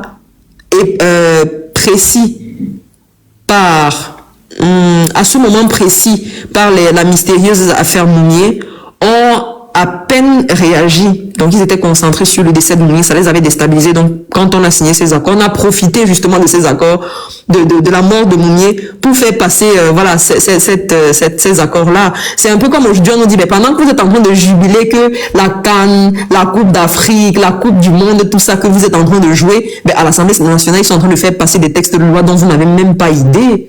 C'est-à-dire que quand vous êtes discret sur quelque chose, vous mettez votre attention sur quelque chose, par exemple, qui vous distrait, ou bien quelque chose qui vous rend triste, comme la mort de Mounier, par exemple, qui a déstabilisé farouchement l'UPC, ben, il passe les accords coloniaux parce que vous allez très peu réagir. Voilà, c'est un peu ça. C'est les mêmes techniques, hein, sauf qu'ils utilisent aujourd'hui la distraction et autre chose. À l'époque, c'était la mort des UPCistes.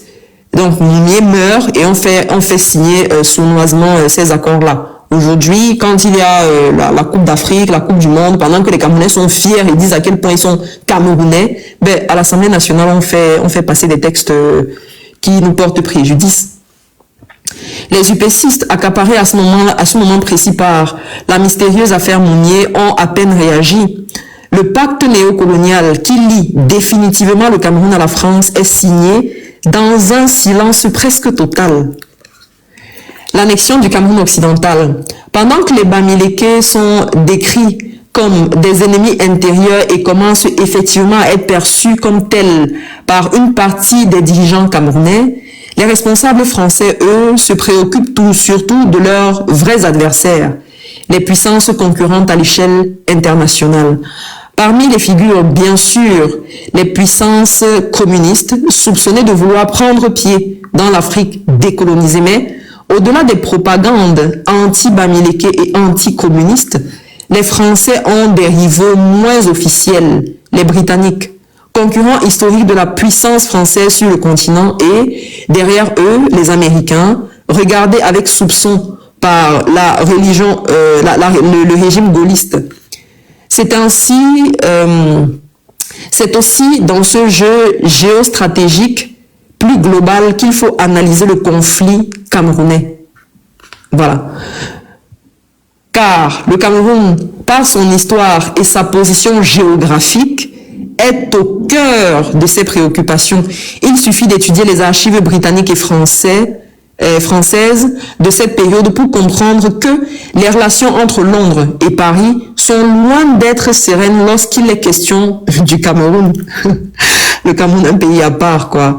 Du côté des Britanniques, on se méfie de cette France qui prétend décoloniser sans le faire et qui cherche constamment à leur imposer des vues. Je reprends ça pour que vous voyez à quel point c'est toujours aussi présent avec le Nozo. Du côté des Britanniques, on se méfie de cette France qui prétend décoloniser sans le faire et qui cherche constamment à imposer ses vues. La guerre du Nozo, ça vous dit quelque chose? Côté français, on ne décolère pas contre le laxisme des Britanniques, accusés de laisser des terroristes de l'ALNK utiliser la zone britannique comme base arrière pour lancer leurs offensives dans le Mongo et en région Bamileke. Pourquoi j'ai insisté sur ça? Parce que moi, je pense que quand je fais le parallèle avec ce qui se passe aujourd'hui, je me dis que c'est la même chose. C'est-à-dire que les Français, avec toujours cette volonté de dominer, de dire ce qu'il faut faire, de dire aux autres, voilà. Même au Cameroun, ils étaient toujours prêts à dire aux Britanniques, voilà, vous êtes laxistes, votre manière de gérer le Cameroun anglophone, c'est pas bien, machin. Et aujourd'hui, qu'on le veuille ou pas, c'est notre pays, c'est un pays uni, on a le Cameroun français et le Cameroun britannique. Mais il faut dire que structurellement, c'est deux mentalités différentes, c'est deux manières de faire différentes, c'est deux manières de gérer la chose politique, de voir la chose politique complètement différente. Dans la zone anglophone, ils ont été habitués, les citoyens sont habitués à être participatifs, à participer à la vie active du pays, à participer à la politique du pays, à exprimer leur mécontentement quand les choses ne vont pas bien. Et pour eux, c'est tout à fait normal. C'est la raison pour laquelle, dans cette partie du Cameroun-là, les choses fonctionnaient d'une certaine manière. Je me souviens des parents, par exemple, qui parfois étaient malades, allaient dans cette zone-là pour se faire soigner. Quand ils revenaient, on a le récit de parents qui nous disaient, mais tu ne pouvais même pas jeter la peau de la banane par terre. C'était impossible. Les villes étaient tellement propres que quand tu arrivais, tu n'avais pas besoin qu'on te dise de ne pas le faire. Tu ne le faisais naturellement pas. Quand ils allaient dans les hôpitaux, ils étaient bien accueillis, ils étaient bien soignés, ils étaient bien traités et tout. Ce qu'on n'avait pas en zone francophone. Aujourd'hui, on a complètement détruit le tissu social de cette partie-là parce qu'on a voulu leur imposer une manière de faire, la manière francophone de faire les choses, où voilà, les pouvoirs sont concentrés entre les mains d'une seule personne qui s'en fout éperdument du ressenti des populations. Quand vous allez dans un tribunal pour être jugé et que le juge est anglophone, francophone, il ne comprend aucun mot de l'anglais et que vous êtes des anglophones, franchement, on s'attend à quoi? Ça ne peut que engendrer des frustrations, des ressentis qui, au bout d'un moment, quand ils ne sont pas perçus, quand ils ne sont pas pris en compte, peuvent simplement exploser. C'est des cocottes minutes qui sont en ébullition tout le temps et au bout d'un moment donné, ça explose et ça donne ce que ça a donné au Cameroun. Voilà, je voulais simplement faire le parallèle avec ce récit-là. Derrière cette mollesse, croit-on savoir à Paris, les Britanniques qui ambitionnent d'intégrer les Cameroun anglophones dans la vaste entité nigériane, comme ils l'ont fait avec l'ex-Togo britannique, avalé par le Ghana, ne cherchent qu'à dominer économiquement le continent. Les remontrances françaises confinent à certains moments à la paranoïa, obligeant les Anglais à répéter à leurs homologues français qu'ils ne pilotent pas Kwame Nkrumah, pas plus que les Américains ne contrôlent la Guinée de Sékou Touré. Bien que les autorités britanniques resserrent leur surveillance sur les milieux UPCistes dans leur zone, les tensions franco-britanniques restent vives au moment où les électeurs des British Cameroun sont appelés aux urnes le 11 février 1961 pour choisir leur destin. 2 référendums distincts sont organisés ce jour-là, donnant 2 résultats opposés. L'option indépendance étant exclue de facto, les électeurs du Northern Cameroun choisissent le rattachement au Nigeria, qui deviendra indépendant le 1er octobre. Ceux du Southern Cameroun optent pour l'intégration dans l'ex-Cameroun français, avec auquel il sera rattaché à la même date. Donc, je pense que lors de ce référendum, la question qui avait été posée était très claire. Souhaitez-vous accéder à l'indépendance en vous rattachant au Cameroun francophone ou bien en vous rattachant au Nigeria? Je pense que c'est ça qui avait été la question qui avait été posée lors de ce référendum. Et donc, les gens du nord du Nozo ont choisi de se rattacher au Nigeria et ceux du sud ont décidé de se rattacher au Cameroun. Donc, la question était très claire. Pour le jeune pouvoir camerounais, en mal de légitimité nationaliste, la bataille de la réunification est une aubaine. Après s'être fait les champions d'un Cameroun indépendant et réunifié, pendant la campagne référendaire, Ahidjo et ses comparses crient au trucage, des résultats électoraux dans le Northern Cameroun, décrète un jour de deuil national et dépose un recours devant les instances internationales sans succès. Il faut dire que cette réunification partielle met le régime de Yaoundé dans l'embarras. Il voit se rapprocher les 800 000 habitants du Southern Cameroun assimilés au Bamileke, dont ils sont frontaliers, sans que cela soit compensé par le renfort des habitants du Northern Cameroun, à peu près aussi nombreux, qui étaient perçus comme naturellement acquis au président camerounais originaire, lui aussi, du Cameroun septentrional. Cette partie m'a quand même un peu fait réfléchir, quoi. C'est-à-dire que le Northern Cameroun, le Southern Cameroun se rattache et ça plaît pas parce qu'on se dit, ben, les 800 000 personnes qui se rattachent sont assimilées au Bamileke, et puisque le Bamileke était une personne à battre, on n'était pas très content, quoi. Alors qu'il voulait que le Nord aussi se rattache, parce que le Nord étant un peu plus, n'étant pas assimilé au Bamileke et tout, et étant acquise à la cause d'Amadou Ahidjo, ben, il a regretté que cette partie-là soit optée après le référendum pour se rattacher au Nigeria. Mais Ahidjo se rattrape rapidement. Il impose à ses nouveaux compatriotes anglophones une constitution d'apparence fédérale où les représentants de l'ex-Cameroun britannique devraient en théorie avoir leur mot à dire, mais où le pouvoir réel n'appartient en fait qu'au seul président fédéral. Officiellement absent des négociations, les Français ont à nouveau joué en coulisses un rôle important dans ce tour de passe-passe.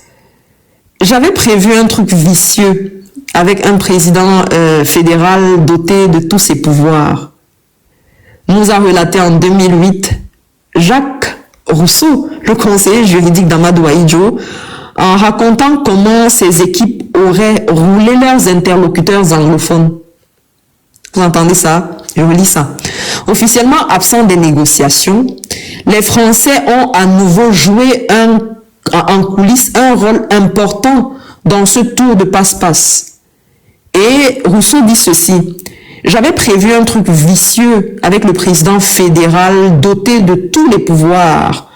Nous a relaté en 2008 Jacques Rousseau, l'une des personnes qui a écrit la Constitution du Cameroun, le conseiller, et qui était aussi le conseiller juridique d'Ahidjo, en racontant comment ces équipes auraient roulé leurs interlocuteurs anglophones. Dans ces pays, mieux vaut un seul potentat que plusieurs. Le despotisme éclairé en quelque sorte.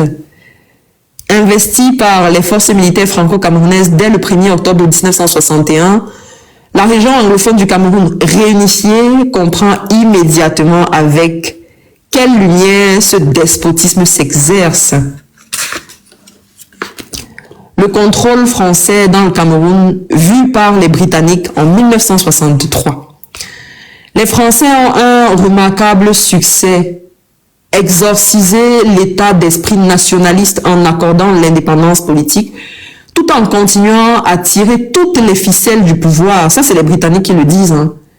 Les décisions politiques, bien que prises par des Camerounais, continue de refléter la dépendance presque totale du pays envers la France sur les plans économiques, financiers, commercial, culturel et militaire. Cette dénonciation implacable du néocolonialisme français au Cameroun n'est pas issue d'un tract d'opposants en exil, mais d'un rapport confidentiel de l'ambassade du Royaume-Uni au Cameroun daté du 26 avril 1963. Il continue. L'influence française en coulisses est puissante, décrypte-t-il. L'assistance militaire française, tout d'abord, est indispensable. L'armée camerounaise et la gendarmerie sont toutes deux commandées par des colonels français et comptent plus de 200 officiers français, sans compter les plus de 1000 hommes de l'armée française présents au Cameroun. En cas de danger, l'état-major de la mission militaire française a le pouvoir, en vertu d'un accord militaire, de prendre le commandement de toutes les forces françaises et camerounaises du pays. Vous avez entendu ça? Henri, pour ne pas pleurer, je recommence ça. L'influence française en coulisses est puissante, décrypte-t-il. L'assistance militaire française, tout d'abord, est indispensable. L'armée française et la gendarmerie sont toutes deux, l'armée camerounaise autant pour moi, et la gendarmerie sont toutes deux commandées par des colonels français et comptent plus de 200 officiers français, sans compter les plus de 1000 hommes de l'armée française présents au Cameroun. En cas de danger, l'état-major de la mission militaire française a le pouvoir, en vertu d'un accord militaire, de prendre le commandement de toutes les forces françaises et camerounaises du pays. Moi, j'aimerais te poser une question à Foting. Est-ce que c'est encore le cas aujourd'hui, Foting? Clinique des aliénés, il faut rentrer à la clinique, s'il te plaît. Tu n'as pas pris tes médicaments ce matin. Pardon, si tu reprécises bien le sens de la question, si c'est encore le cas, c'est-à-dire si c'est encore possible qu'en cas de danger, l'état-major de la mission militaire que la mission militaire française prenne le pouvoir en vertu d'un accord colonial.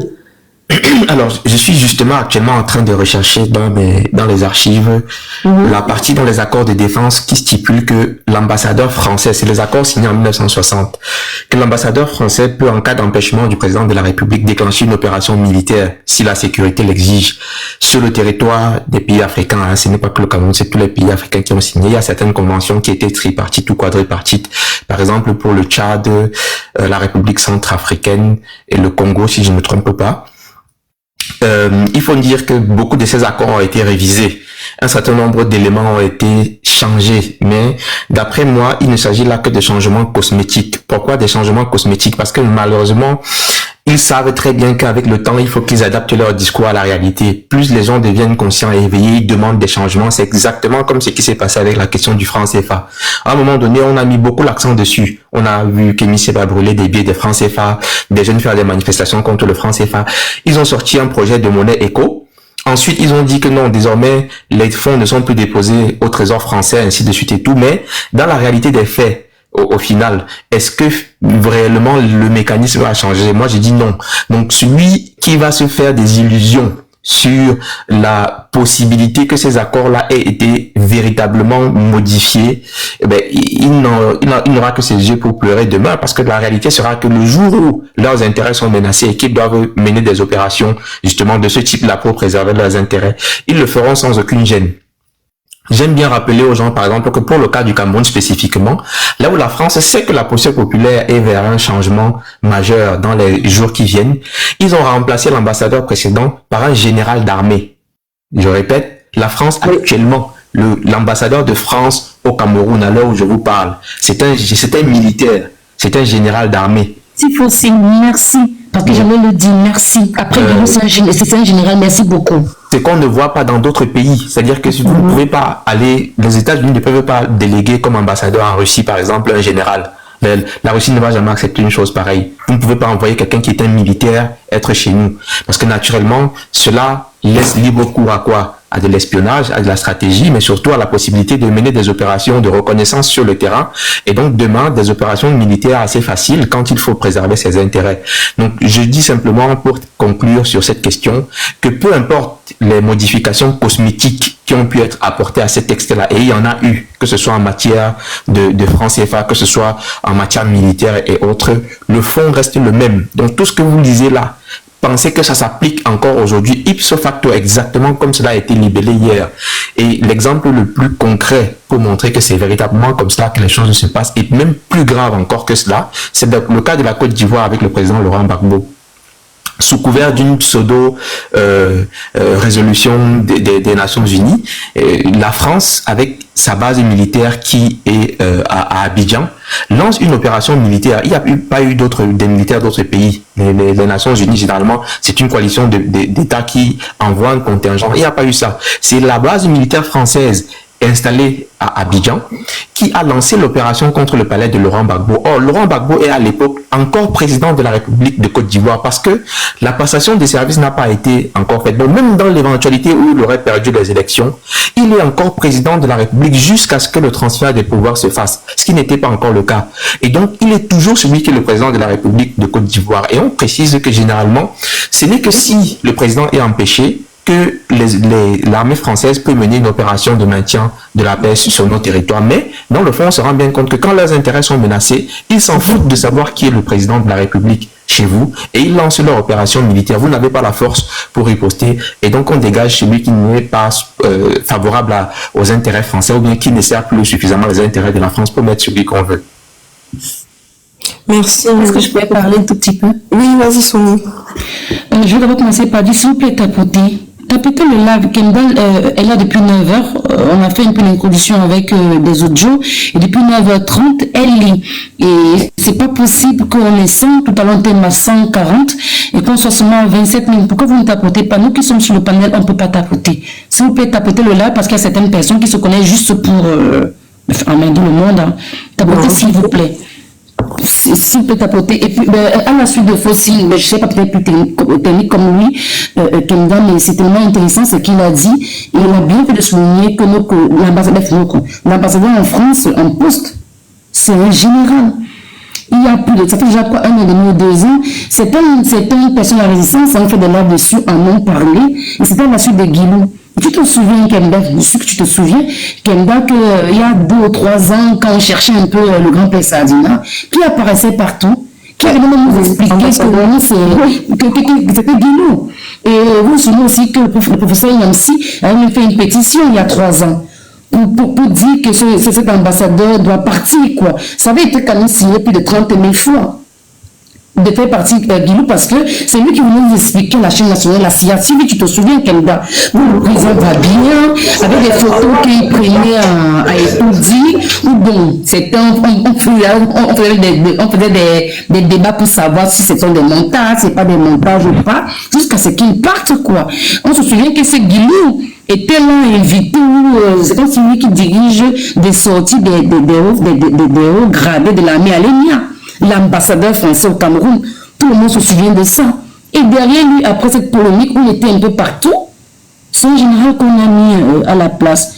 Et c'est comme ça, c'est passé crème. Personne n'a pas cet temps, mais c'est crème. Donc voilà.